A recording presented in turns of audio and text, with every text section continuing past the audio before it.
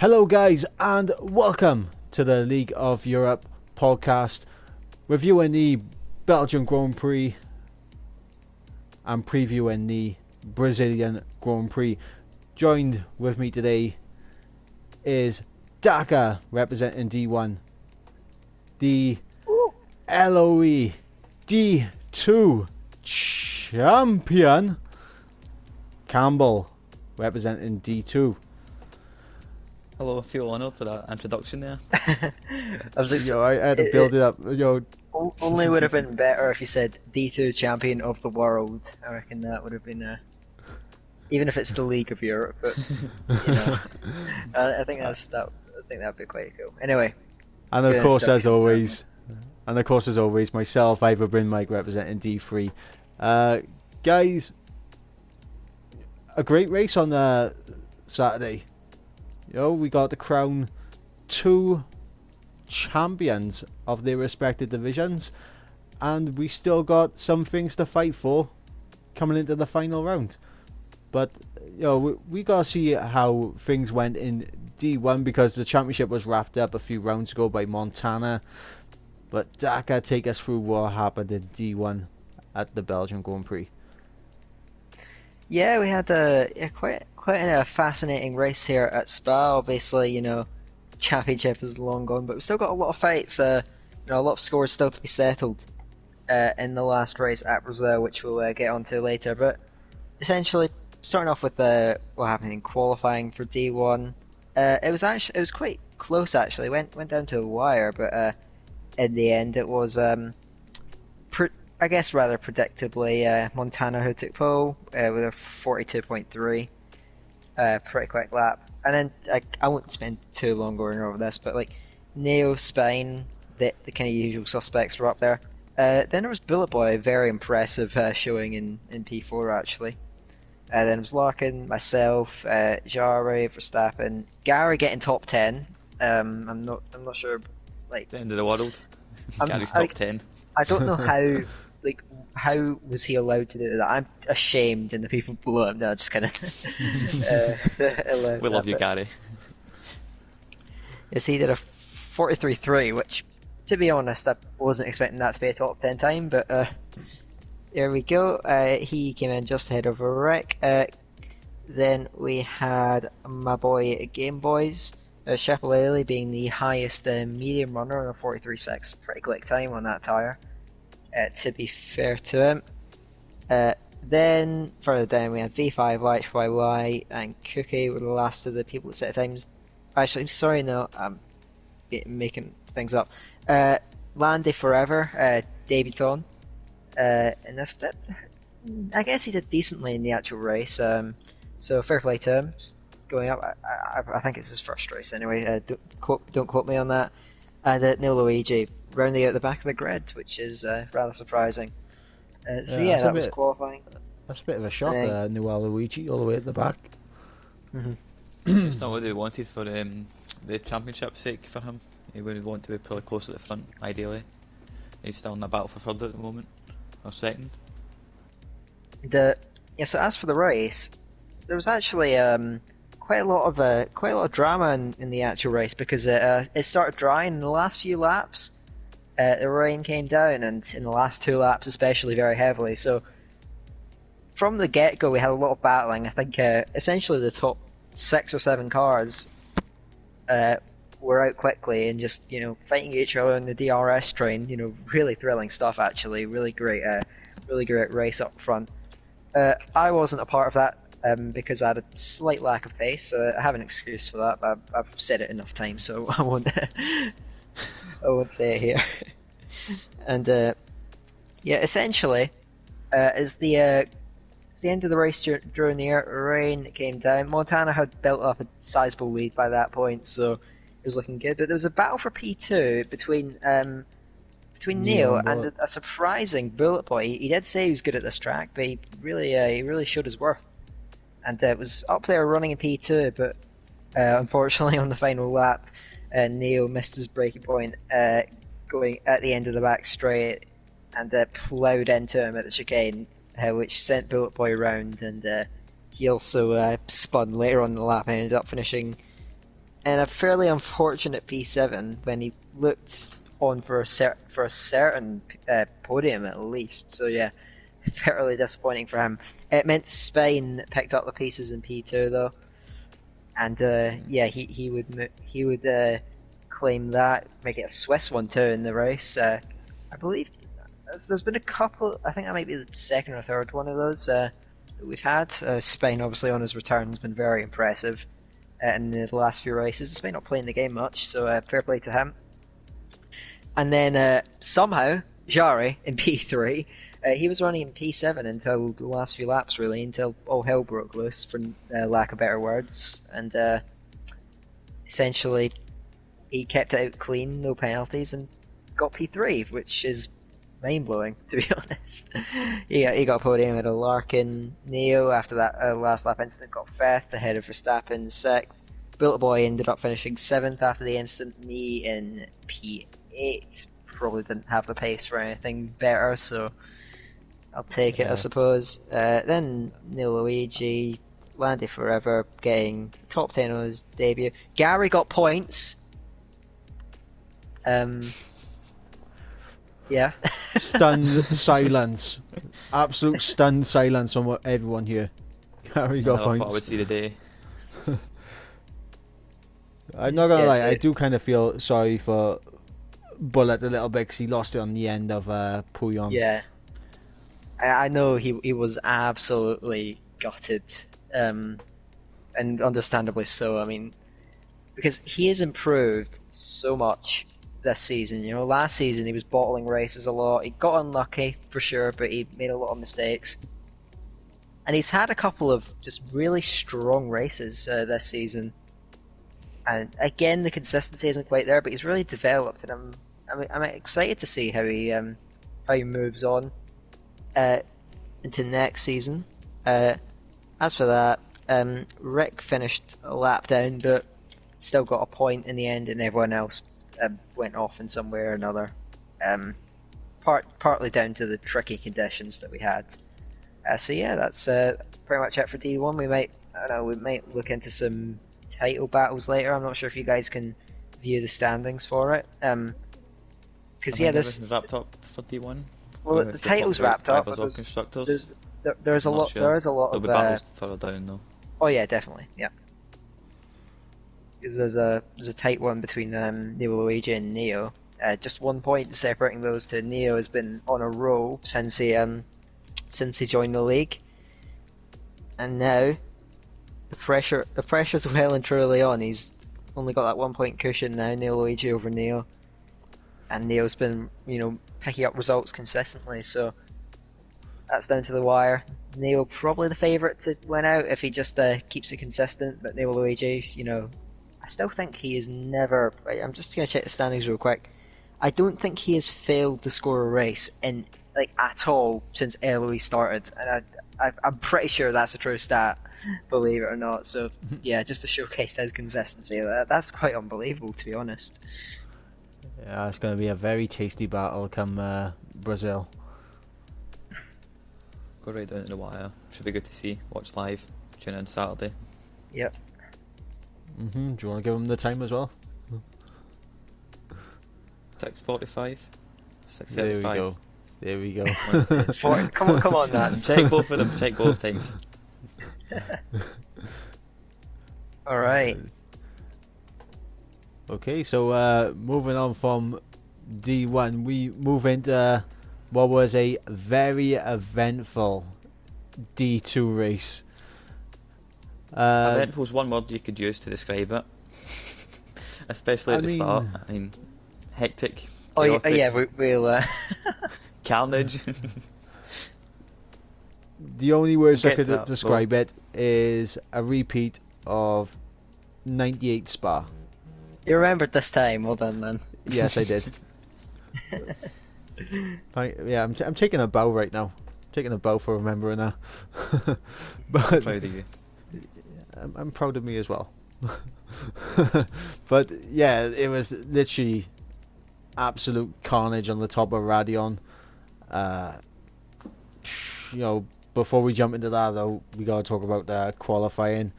Yeah, I've got the qualifying results here. So I think a lot of people decided to compromise their setups a lot for the race and go for a pretty much full wet setup. I changed a few things, so I've still set a 42.9 and put it on pole by just over 210 sided bag of bones, who I'm not sure what he done with his setup. He might have changed a thing or two, but it's nonetheless a Impressive good lap lap time from to him. see him. Yeah, it's a good lap from him to see him up in P2. Toxic in third as well. I know it's another good strong from him. He's really turned up since he's joined the league. Put in some good performances in qualifying and the race. Hopefully he can keep this form going and maybe we'll finish off the season strong. Obviously J. Cole in fourth, number 2 Ferrari driver. What do you expect from him? Oi. Harry, His race P5. was more successful though. Well, We'll get into what I would that. use, but you know we can get to that eventually. With Harry in P5, Carmentelis P6, Saldra, Dylan, Ben, and ILRT Dan rounding out the top 10. I think the Red Bull boys definitely decided they would go for full wet setup because I was doing practice with them early in the day and they were much quicker than the lap times both put in there. So it's a bit of Disappointing lap time though from it's Dan. even with the wet setup, I thought both Red Bulls would have went a little bit quicker than that and we would have seen them a wee bit higher up. But I mean, I'm not complaining. Yeah, Tigebe P11. What do you mean by that? We'll get to that. We'll get to that. So you had Tigebe P11, B Morgan P12, Velocity P13, Mark 14th, Bree 15th, Ton 16th, and Starja rounding off the grid for qualifying. Yep, and now we move into the tasty part. Lap 1, Radion. Harry losing the back end. Pronounce his full name, please. I don't know who it could be Harrison David that you're on about there.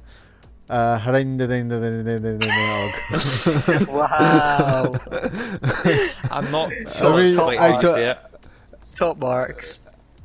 I mean, everyone knows, I've said this in the Discord as well, I cannot pronounce his name. It always sounds At like least I'm make doing a a... fair attempt at it. Come on. I mean, it always sounds like I'm doing an impression of Crazy Frog. Ding ding ding ding ding ding chickum ba. Right, we don't need to hear this again. Yeah, but Harry losing the back end on the top of Radion. I think he bounced off another car and then bounced back into the path of everyone, and it just sort of caused unfolded from there. absolute carnage, and also made everything a lot easier for Campbell because one of the people caught up in it was Campbell's championship rival, Dan, who Yeah, I'm just, unfortunately DNF'd. Looking here, 4 cars retired from the incident at And I think which is I think actually 5 more. I think 5 more had damage as well. yeah. So But half I the field remember- had yeah. their race compromised from lap 1 right on, but it's actually it surprised me that only 4 DNF when you look at how big the incident was. I mean, Mark, we've seen his POV. He was very lucky to come through unscathed completely. He perfectly threaded the needle to get through 3-4 cars when, well, he couldn't see anything. So fair play to him if he meant it. I'm not so sure, but you know, well done anyway. Yep. After that, it seemed like it was going to be like 2 races going on. There was the race at the top end. There was those that were kind of in the midfield. Then you had like 20 plus seconds back to everyone that was caught up in the incidents. That's 3 different races, not 2. That's like 2, 3, right? You know, I mean, some of those guys that were caught up are very quick guys who would have caught back up to the midfield, I reckon. But Those 3 races, but it all changed when we were a couple of laps in and the safety car came out for I don't know what. Being honest, I don't know what brought the safety car out. I don't know if someone went for a spin and that's what brought it out, but I mean, the lap I 1 don't mind getting incident. retired. The lap 1 incident was a VSC, wasn't it? There was nothing. Nothing What? for lap 1 there's incident. nothing. That's ridiculous. We had a further safety car and a VSC, yet nothing for the mess that lap 1 was. That in real life, that would have been a red flag. Yeah, that's red flag. Restart it. If not, the race won't continue. You know, it's a mess. Half the field collected in one incident. Yeah, but so many people retiring, Dan Ton, Bag of Bones, and Velocity in that initial lap 1 carnage. I'm just trying to scroll through a sec to see what caused the safety car. I think it was someone spun, but I'm not sure. Like no one retired. I know that, but I think it was Tiggerby. I think it might have been Tiggerby on his Indes. Came into the pits at the end of lap 1, guys. Wing changed and chucked on a set of intermediates, which wasn't the correct call at the time. Well, but you know, at least he's tried something different. I suppose, you know, he's in that position where it can't get much worse for him. You know, he's running down the field. He's had to pit at the end of lap 1. He may as well try something different to try and get himself back into something, offset himself from the rest of the field. It didn't work for him, but you know, fair play for trying. Yep, and obviously the safety car meant that everyone bunched up again, and yeah, after that some interesting turns of events was going on, because immediately after the safety car came in, you dove straight into the pits, Campbell.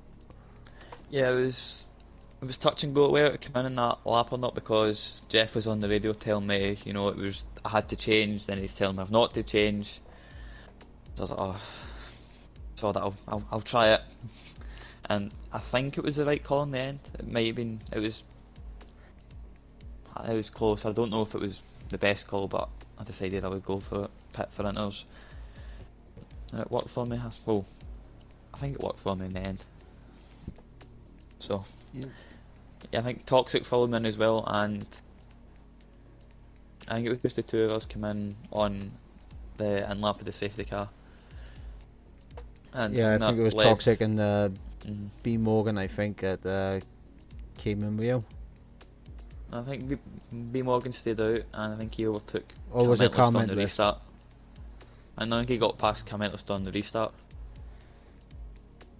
like immediately. So it's the amount of clean air and maybe how he ended up so close to us after he made his pit stop, because I think he'd have full wet setup, so it was really quick and there was not much anyone could do to hold him back. You might so be he was on a might mission. be right there, because McDutchface ended up DNFing in that little space of time as well, so I think he might have been the other one that came into the pit trio. Same lap. But yeah, when the Indes were on, the charge of the Red Bull really started to come through. With B Morgan making... it wasn't a nice feeling, because just, you know, slowly but surely that gap was coming down. It was, you know, half a second, almost a second a lap. It's not a nice feeling.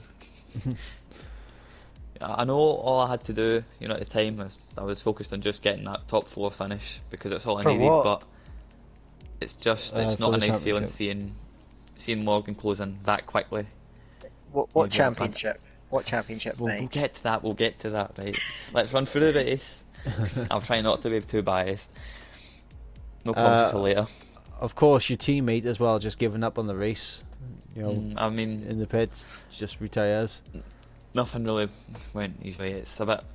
I've tried to keep him motivated, keep him going, but you know, he's out the points. You know, he's going to have to make another pit stop because he got damage on the way in and they didn't fix it. Oof. So it's going to put him another 20 seconds behind when he comes in. So the race was gone. It's a shame, but you know, these things I suppose happen at times, and you know, it's just made Brazil a bit more difficult. But what can we do? Yep. And of course, literally on that same lap where J. Cole retires, B. Morgan makes that charge and starts putting the moves on Toxic, who was doing very well up in second at that point. Yeah, as I say, the Red Bull was just flying. Like, there's no other way to put it. His wet pace was the best in the field by country mile. He was much quicker than anyone. There's nothing I could do to keep him behind. When it got to lap 10 or 11, when he went up the inside into the bus stop, I just thought, he's much quicker, there's no point in fighting this. I don't want to risk an incident. Just let him go. You know, and with any luck I might get him back later on if the weather dries up, which it did, but not enough. No, there was no point in fighting him. It was just the best thing for me to do, and just try and hold on to what I had. Yep, we had another little tasty scrap going on at the same time as you and B Morgan were scrapping out. We had Sarja, Dylan and Mark very close to each other on track. Yeah, it's quite nice to see all these battles done in the wet, because it's obviously not the easiest conditions to have these wheel races in, and I think they kept it fairly clean, which is what you like to see, you know.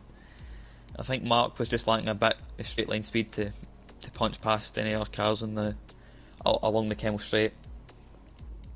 It was probably frustrating for him to just, you know, get so close through all the corners, pull out the slipstream and begin losing time. And of course then Harry making his way up through the field, able to get onto the back of him along with Tiggerby as well. I had to have a second look then, because I thought that Tun and Mark were still teammates. But yep, Tiggerby in the Haas. It seemed like a very close battle in the midfield, but after B Morgan got past you, it was like that was only going to change if there was penalties involved. I was not bothered about winning this race. It would have been nice, but it wasn't needed. I was happy with second. Take no risks, just keep it clean, you know. That's all I had to do really. But there was really good battles down the field, obviously much closer, and it'd be probably good for stream perspective, you know, rather than, at least there was something going on for you to commentate over in the crazy, weird, wonderful conditions we had going on. It was interesting, especially with Harry dropping to the back again, like lap 15, 16. She was right there with Mark, Sarja and Dylan. Yeah, Harry was in the back again. Part with me, and he's a man of few words, but you know, I did, from Lagarde's pace was quite good, and he was making his way through the pack quite quickly, which, you know, it's obviously good to see. There's a charge going on for the field. Someone's making moves. They're having a good race. And then, believe our last retiree, who was pretty much guaranteed a point if he made it to the end. He's probably not going to be happy that he didn't get that point, but Tiggerby, the last DNFer of the race. Was it just over the top of Radion that he's lost it, or was it? I think it was at the top of Radion in the changeable conditions when he was going to dries. Yeah, you can catch anyone out really. Yeah, like that corner is deadly. Like, to be honest, with the wrong setup, it's actually tricky in the dry as well. But in the wet, it is completely deadly. Like, we actually saw at the start of the race. Yeah. You know, be so careful going up there.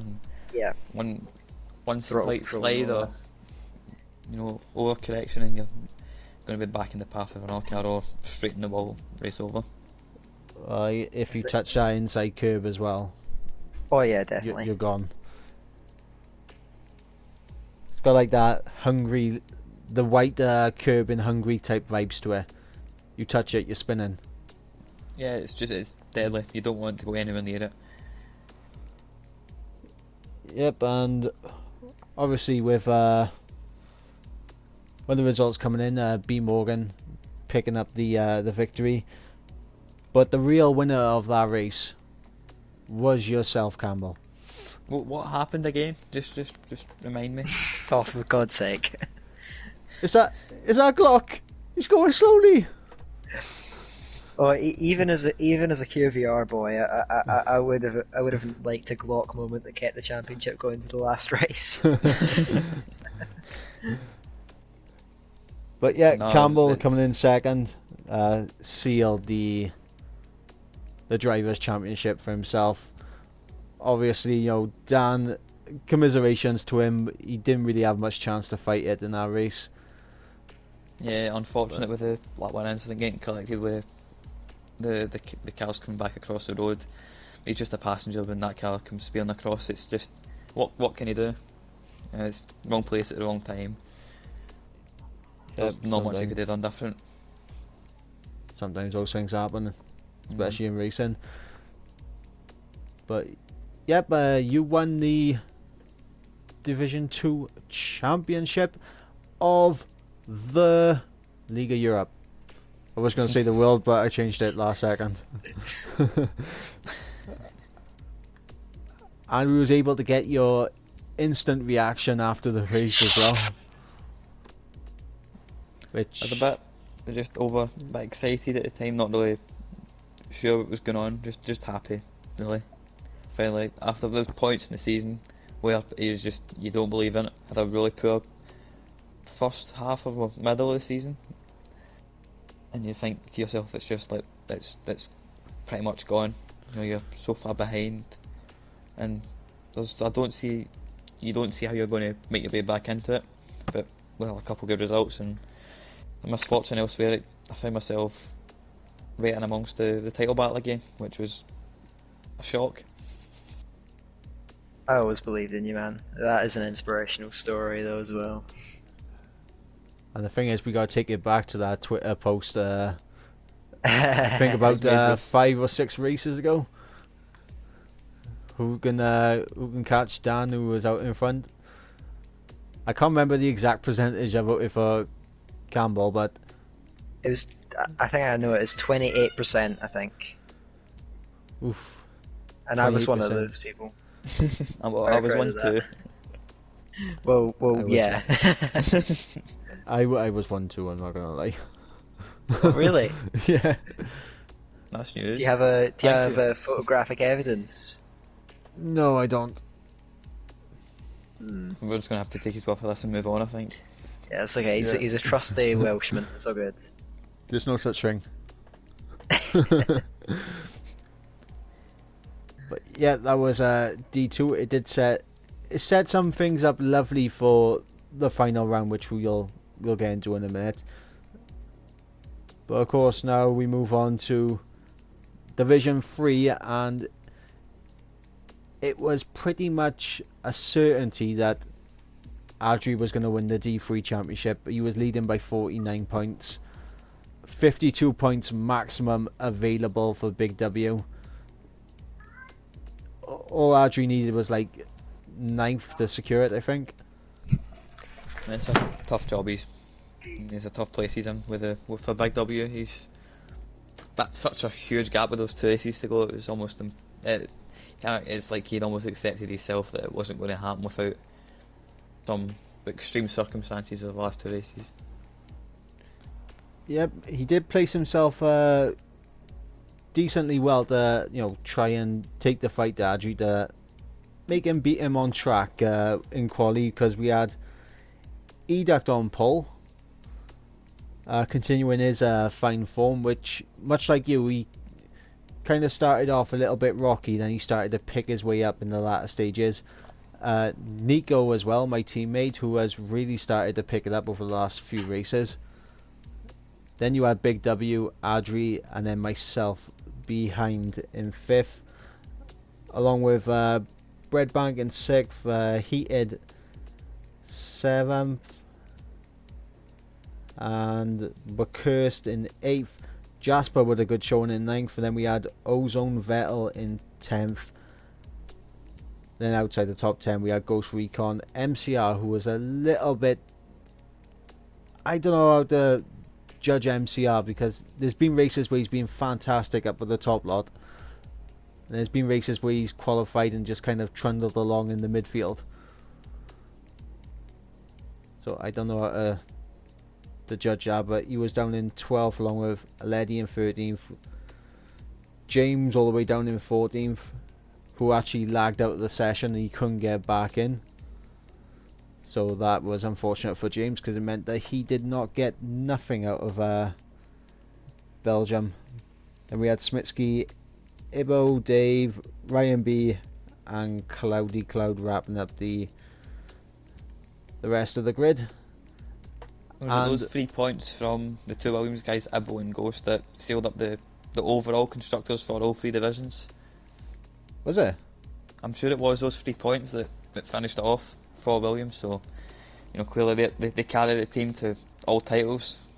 I mean, that was that was the qualifying results, not the actual race results. Oh right, so I thought they'd gone through the race results there. But they sealed it anyway, so it's all good. Yeah, they did seal it. They done the job. The race was a lot cleaner at the start compared to the D2 race. Wow. Wouldn't take much. It's a bit of a mess.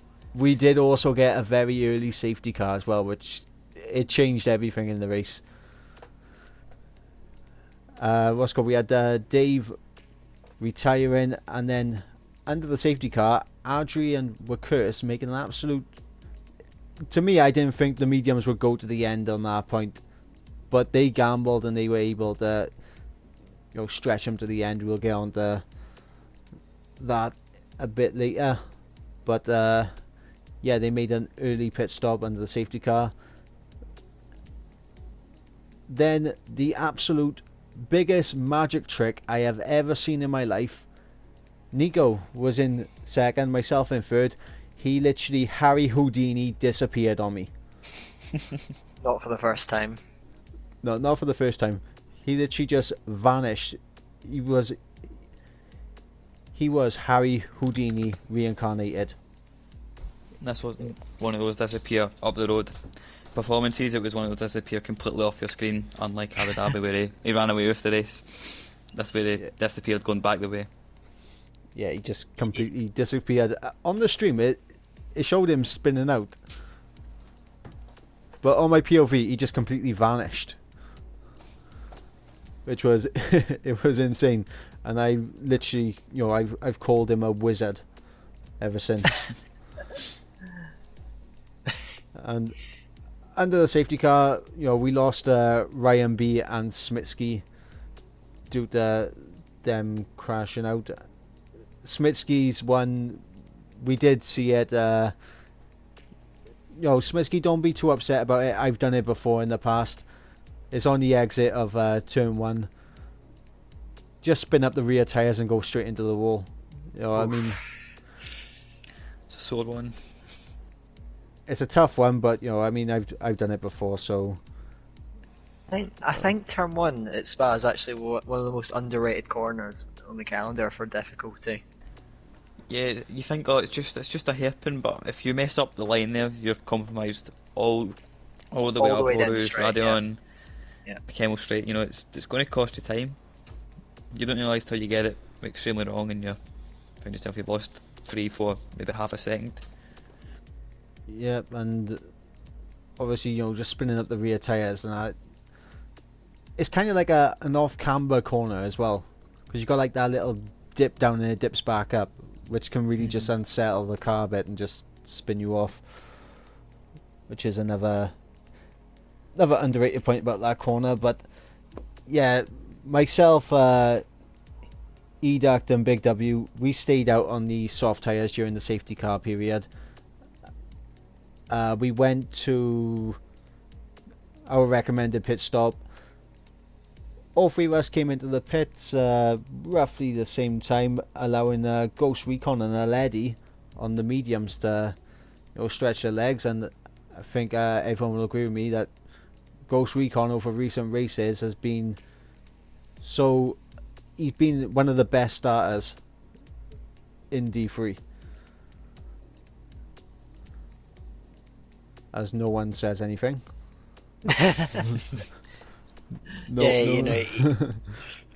Great starts from Ghost Recon, race after race, I mean, he always seems to climb like 5 positions or at least in going into the first round of pit stops. He's a bit like Stroll in a way. He gained Lance so much Stroll, right yeah, at I the was start of the gonna say race. that.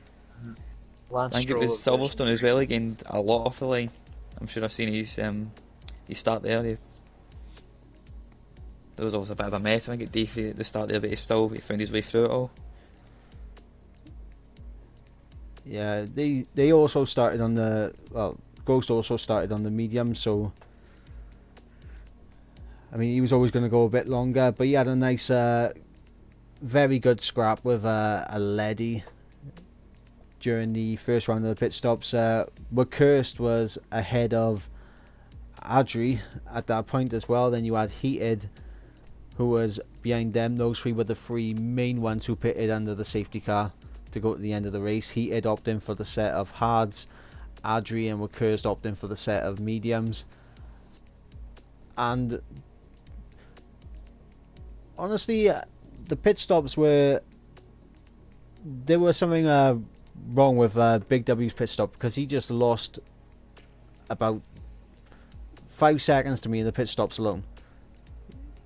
He said he just got completely held because of his teammate who came out of the pits about 20 seconds before him, and he just got held for ages.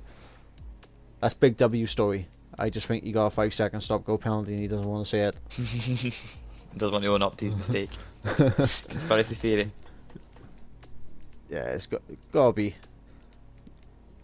But It's just complete coincidence. It's exactly 5 seconds he's lost, you know. I mean, it was unbelievable. So, yeah, with Big W, he came out in the behind the bread bank. I managed to get out just in front of the bread bank, so he had that extra car to overtake. Trying to catch up to Heated wasn't particularly fun because I had a DRS failure mid-race. It's not the track you want. No, it's not. No. I actually had the same, but luckily I wasn't running in the DRS of anyone, so didn't affect me. So yeah, but that DRS is such a key factor at Spa for like overtaking people. So yeah, Even just sticking with people. Yeah, that's true actually. The thing is, I was able to like catch up in sector 2 and through the corners and everything, with me being on fresh mediums to Heated's kind of wornish hards. So I was gaining on him all the time, but there was like 3 occasions where I was in the DRS and I was like, I can't catch him. I haven't got the straight line speed to overtake him here. Which obviously it played a little bit of a role, but not a huge amount of the role. And once Aledi and Ghost Recon made their pit stops, Curse was leading the race, and this was new heights for the Mercedes guy. He's been on the cusp for podiums before, though. You know, he's not a slow guy. You know, he definitely could have got a podium at Russia, another track, but I don't know. It was just the stars aligned for him here at Belgium. I think he drove a good race as well to, stay at the front for as long as he did on those old tyres, with Adri behind who, no spoilers, they went on to win the championship. Shock. Keeping behind for the majority of the race. Like Dramatic effect, Yeah, spoilers alert. Yeah, I can't believe you gave that away. I know. Yeah. Unbelievable. You even hinted at it when we covered the D2 race early. Like, Yeah, I know. Man. Be up your game. I know you're new to this podcast. I'm not new to this also. Excuse me. Sorry, lesson learned, I suppose, so we're all good. Yeah, but we was treated to a brilliant fight between Curse and Adri, who commentary, and I believe that he was going like half speed and cruising. It could have been dangerous, mind, if they made contact with each other. Mm-hmm. Could have swung it back towards Big W with I think maybe. No, Big W had to win. Big W had to win. Oh, It was, right. Yeah. The gap was 49 points, wasn't it? Yeah, it was 49 points. Big W was down in 5th at that point, behind me and Educt, so he would have had to pass myself, Educt, then Adri and were cursed, and he also would have. He did manage to get past Heated, but he also had Heated to pass as well, so he had a fair few cars in front of him, which was unfortunate for him. But yeah, I mean, the strategy from Adri and Cursed absolutely paid off a treat. They were able to take those mediums from lap 2, which was the first lap of the safety car, all the way to the end, so credit to both of them on that.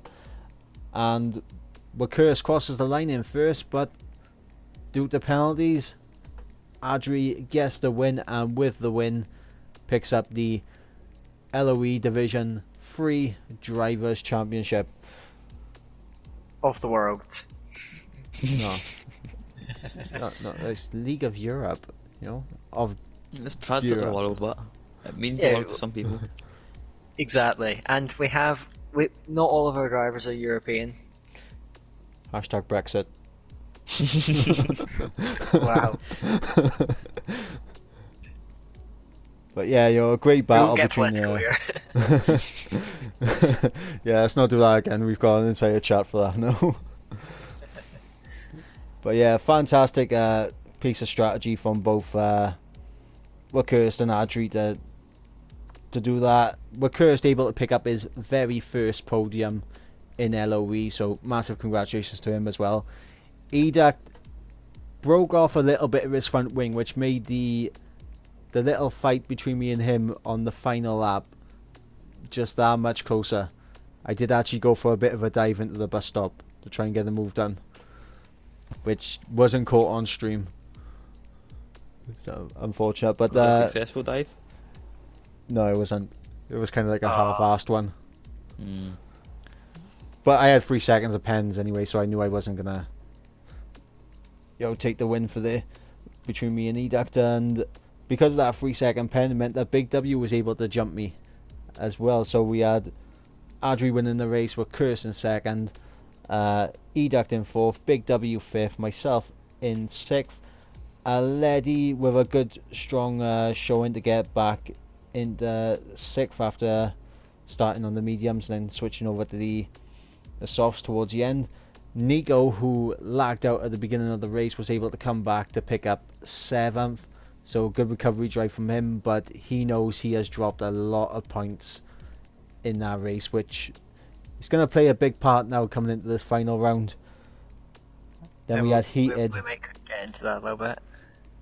Yep. We had Heated as well, making a second pit stop down in 8th, Breadbank in 9th, Jasper in 10th, Ibo picking up 2 points in 11th, and Ghost Recon, who